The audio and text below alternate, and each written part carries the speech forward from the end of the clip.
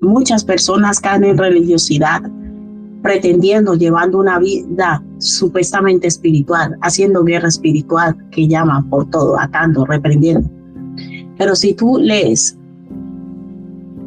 Efesios 5, que está antes de Efesios 6, 10, cuando empieza hablando el apóstol Pablo, porque no tenemos lucha contra sangre ni carne, y empieza a mencionar toda la jerarquía espiritual, principados, potestades.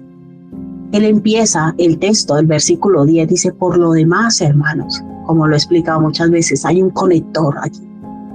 Y ese por lo demás nos está diciendo, una vez que usted haya hecho todo lo que habla Efesios 5 y parte de Efesios 1, los primeros capítulos, empiece a hacer guerra espiritual. ¿Y eso qué quiere decir? ¿Qué encontramos en Efesios 5? En Efesios 4 nos va a hablar de la nueva vida en Cristo. Nos va a hablar del viejo hombre y el nuevo hombre, nos va a hablar de cómo el esposo debe tratar a la esposa, de cómo la esposa debe tratar al esposo, cómo los padres deben ser con los hijos. Y el apóstol Pablo le dice a la iglesia, a una iglesia madura, que era la iglesia de Éfeso, y le dice después, en pocas palabras le dice después, que usted lleve una vida en el espíritu, o sea que usted aprenda a ser un hombre que está contento con su esposa, que no anda por ahí mirando y deseando a otras, que honra a su esposa, la ama, lo mismo la esposa, el esposo lo respeta, que ustedes cumplen los mandamientos de Dios, que los padres no viven desesperando a los hijos con cantaleta, angustiándolos y todas las cosas que nos habla Efesios. Después que usted haga todo eso y usted ande en el espíritu y aún así usted tenga ataques espirituales, ahí se haga guerra. Pero a mí me da risa la gente que vive haciendo es que guerra espiritual, cuando no se somete. Cuando Santiago se sometió después a Dios, resistía al diablo y él huirá de vosotros. El religioso siempre va a vivir echándole la culpa al diablo. Eso es una evidencia de carnalidad y media. No, eso es el enemigo. Ese es el enemigo. Usted no cumplió con responsabilidad y es el enemigo. Usted trata mal a su esposa. Uy, la esposa me levantó. Pues si usted la trata mal, eso no es el enemigo. Eso es usted que hace mal las cosas. Entonces Dios quiere llevarnos hacia la madurez. Y la madurez implica que yo acepto mi responsabilidad primero, antes de ir a echarle la culpa al enemigo. Y no lo estoy defendiendo, pero es que sea así. Primero me someto a Dios en obediencia. Señor, oro, clamo delante de Dios, Señor, ayúdame a ser el esposo que tú quieres que yo sea. Ayúdame a ser la esposa que yo quiera que sea, que nos sometamos a ti. Primero hago mi parte espiritual. Respondo en el espíritu, no en la carne. Y después que yo haga todo eso, y aún las cosas van mal, ahí sí yo me pongo a hacer guerra. Porque ya sé que es un principado, una potestad, una fuerza espiritual de maldad en las regiones celestes. Ahí sí la lucha no es contra carne ni sangre. Pero usted quiere hacer las cosas a su manera. Quiere vivir manipulando, quiere vivir engañando, quiere vivir haciendo las cosas a su manera y que haciendo guerra. No, sométase primero a Dios, resista al enemigo y él huirá de vosotros. Es más, dice, él huirá. Ni siquiera tengo que estar reprendido porque dice, no, este anda en el espíritu, no va a perder mi tiempo, me voy a buscar un chuletón por ahí, un carnalito que así de agarrarlos. Estamos entendiendo, iglesia. Por la fe y la paciencia se obtienen las promesas de Dios. O sea, llevando una vida en el espíritu, porque todas las promesas de Dios están dadas para el hombre espiritual, no para el chuletón. Para el chuletón, lo único que hay es misericordia diaria, porque las misericordias son nuevas cada mañana del Señor. Entonces el Señor nos da comida, nos da vestido, pues nos conseguimos un trabajo, nos sostenemos, pero las bendiciones, esas bendiciones como las que alcanzó Abraham, o sea, las bendiciones de Dios, escucha mi iglesia, las bendiciones que Dios tiene para nosotros, ni nosotros no las hemos imaginado. Las bendiciones que vienen del reino de los cielos, del Dios altísimo para nosotros, son cosas que ojo no vio, ni oído yo, ni han subido en corazón de hombre. Cuando Abraham siquiera se le pasó por la mente ser el padre de unas naciones tan grandes, nunca. Esas son las bendiciones de Dios. Las bendiciones de Dios no tienen nada que ver con lo que tus sentidos ven. Las bendiciones de Dios son cosas sobrenaturales, porque cuando nosotros empezamos a vivir una vida en el Espíritu, una vida sobrenatural, entramos en la dimensión sobrenatural, entonces a nuestra vida empiezan a llegar cosas sobrenaturales. Pero hasta el día de hoy tú todavía estás buscando a Dios por lo natural.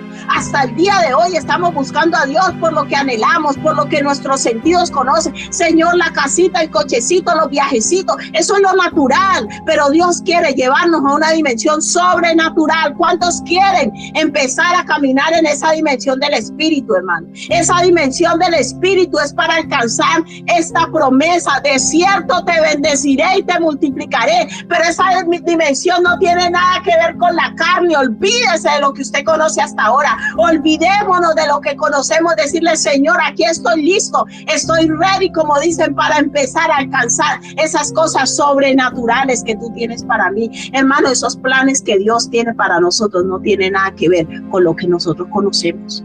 El Señor nos va a llevar a cosas grandes, cosas que nunca habíamos pensado alcanzar siquiera en nuestra vida. Pero Él tiene que prepararnos para eso. Y para nosotros alcanzar eso necesitamos una vida en el Espíritu. La vida en la carne no nos sirve, porque la vida en la carne se alegra con un trabajito. La vida en la carne se alegra con un cochecito. La vida en la carne se alegra con tener lo que ha visto. Pero la vida en el Espíritu solo acepta lo que Dios tiene preparado para él. Por eso Dios nos está llamando, iglesia, a llevar una vida en el Espíritu. Digo pues, andad en el Espíritu y no satisfagáis los deseos de la carne. En los deseos de la carne tiene que ver con todo lo terrenal, lo temporal, pero todas las bendiciones de Dios tienen dimensión eternas. Aleluya, eternas. Amén.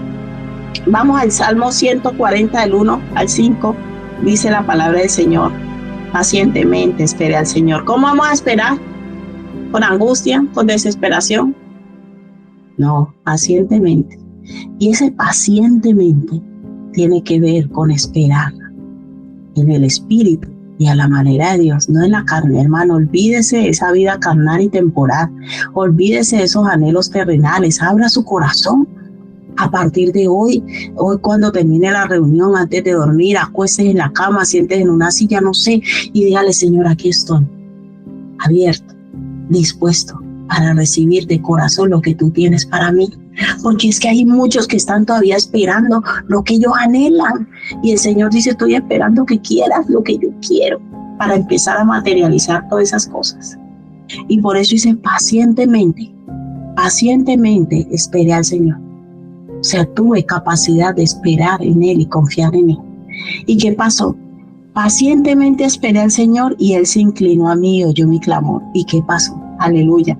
Y me hizo sacar del pozo de la desesperación. Cualquier angustia que tú tengas hoy, déjala en las manos del Señor, porque tú vas a esperar en Él. Del lodo cenagoso, Señor, es que tengo muchos problemas, tengo muchas deudas. De ahí también te va a sacar el Señor. Es otra dimensión, iglesia. Dice: puso mis pies sobre peña y enderezó mis pasos. Puso luego en mi boca cántico nuevo, alabanza a nuestro Dios.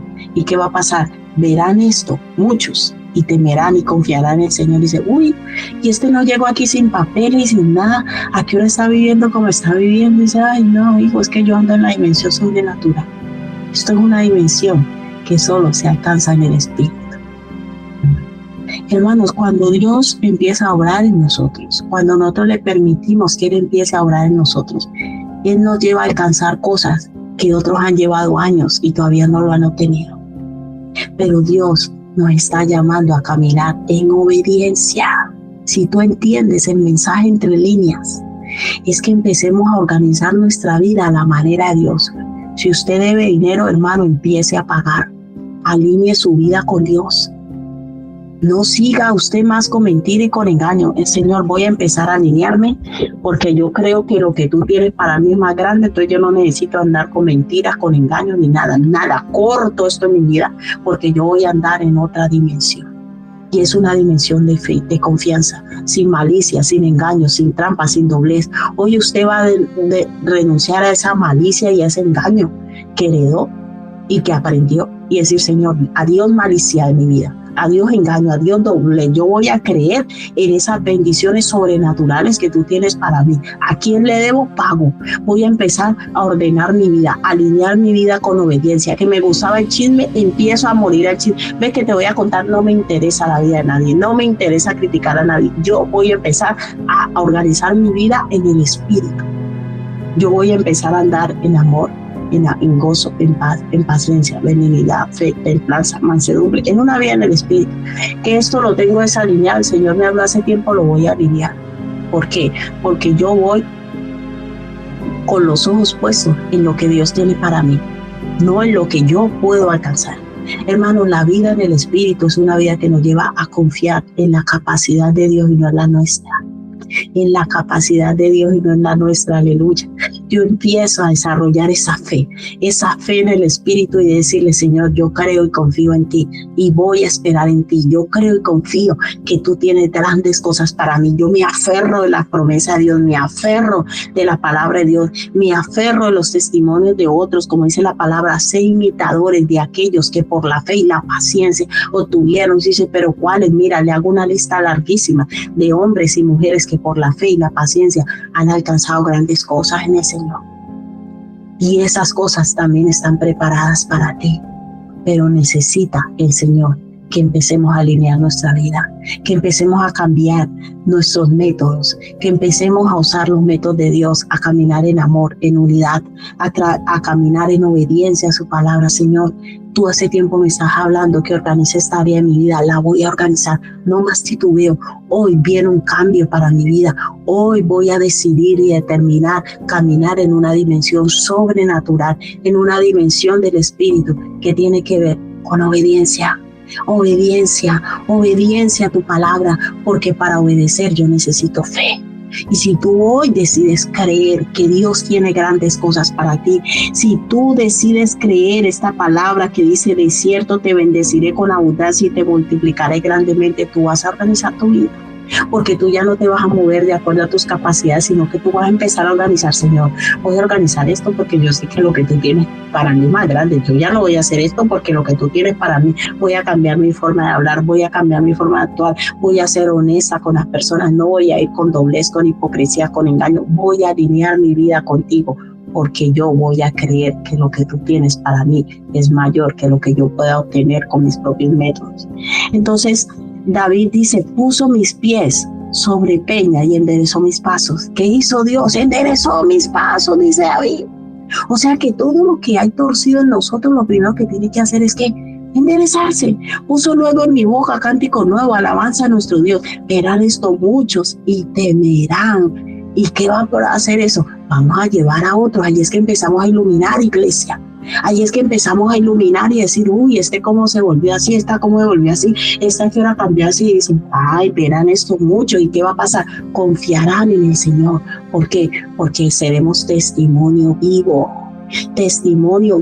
de ese Dios sobrenatural, porque los otros nos han conocido de antes y han dicho, no, pues no tenía, como era, y dice, ¿qué?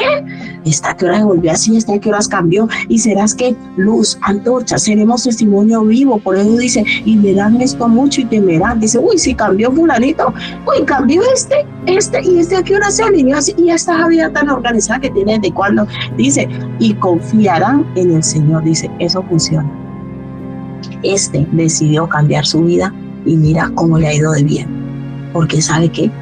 Dios nunca nos deja avergonzar. La palabra dice que todo aquel que confía en Él no será avergonzado. Y ahí es que empezamos a hacer antorcha. Ahí es que empezamos a iluminar a otros y se confiarán en el Señor. Bienaventurado el hombre que puso en el Señor su confianza. ¿Cuántos van a poner su confianza hoy en el Señor? Bienaventurado, la palabra bienaventurado quiere decir 3 veces feliz, súper dichoso, súper alegre. Bienaventurado el hombre que puso en el Señor su confianza y no mira que a los soberbios. Yo ya no voy a estar en ese club de soberbios, de altivos, de que voy a la iglesia a presumir, a que me vean, a creerme por encima de los demás. No, me bajo de esa luz. Yo, igual que todos los hermanos, no tengo nada y lo que tengo es del Señor. Entonces, cuando yo empiezo a enderezar todo lo que está torcido, que voy por ahí presumiendo, que todo el mundo me mire, de que me crió el chacho, la chacha, no, yo ya muero eso, normalito, yo sencillito, yo hijo de Dios, lo que yo tengo ahora no es nada comparado con lo que Dios tiene para mí. Entonces yo abandono todas esas actitudes soberbias.